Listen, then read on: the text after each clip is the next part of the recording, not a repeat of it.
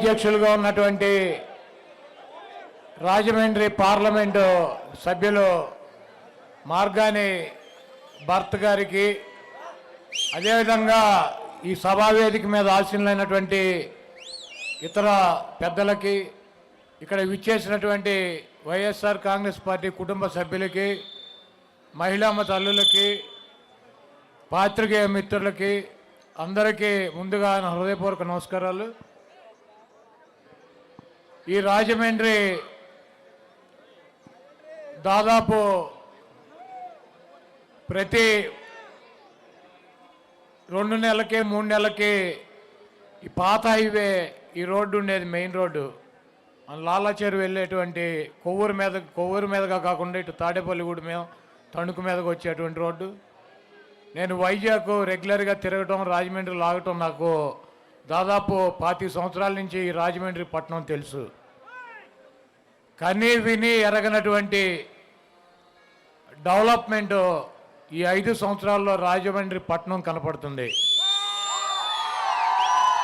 ఫ్లైఓవర్లు కావచ్చు, railway station కావచ్చు, ఇక్కడ ఉన్నటువంటి ఈ కంబాల చెరువు కావచ్చు, ఈ మైదానం కావచ్చు, డివైడర్లు కావచ్చు, రోడ్లు కావచ్చు, ఫ్లైఓవర్లు కావచ్చు, ఈ రాజమండ్రి పట్టణంలో ఉన్నటువంటి కొత్తగా నిర్మాణం చేసినటువంటి మెడికల్ కాలేజీ కావచ్చు, అనేక సామాజిక వర్గాలకు కేటాయించినటువంటి కమ్యూనిటీ హాల్స్ కావచ్చు, ఇక్కడ ఉన్నటువంటి 25,000 మంది నిరుపేదలకి ఇళ్ళు పట్టాలు ఇవ్వాలన్నటువంటి దృఢ సంకల్పంతో ముఖ్యమంత్రి గారితో మాట్లాడి ఆ పట్టాలు ఇచ్చేటువంటి కార్యక్రమం కావచ్చు, ఒక ప్రజాప్రతినిధి తన ప్రాంతాన్ని అభివృద్ధి చేసుకోవాలన్నటువంటి చిత్తశుద్ధితో పనిచేస్తే ఆ ప్రాంతం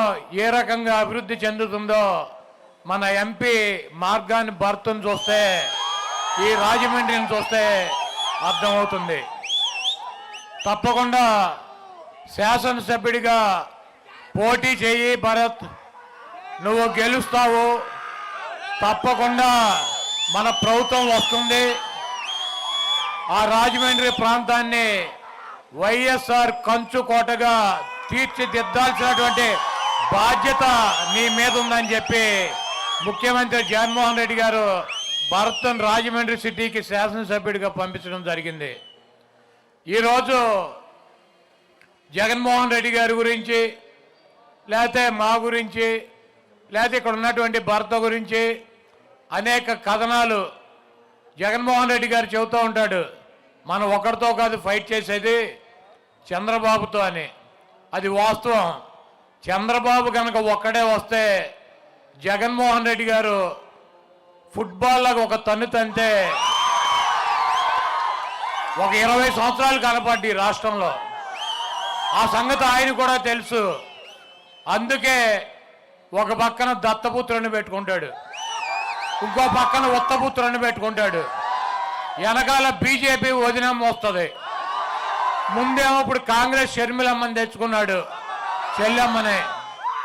వీళ్ళందరూ కాక మళ్ళీ ఈనాడు డ్రామోజీరావు ఒకడు, ఆంధ్రజ్యోతి రాధాకృష్ణ, TV5 బిఆర్ నాయుడు, ఆ మహా టీవీలో పౌడర్ డబ్బా ఒకడు.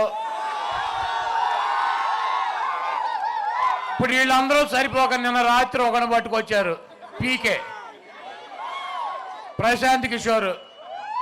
ఆ నైపాక్లోంచి పీకేసి పక్కన పడేసి 3 ఏళ్ళు అయింది. ఒక రాజకీయ పార్టీ పెట్టి బీహార్లో పాదయాత్ర చేసి ఆ పార్టీ డిస్పోజల్ అయిపోయి అక్కడ దుకాణం సర్దేసి మళ్ళీ వచ్చాడు. అంటే ఎవరన్నా కొద్దిగా ఏ పార్టీ గెలుస్తుందో ఆ పార్టీకి ఓటేద్దాం అని చెప్పి ఒక 2% 3% ఎవడో నాబోటి బలహీనలు ఆలోచిస్తూ ఉంటారు.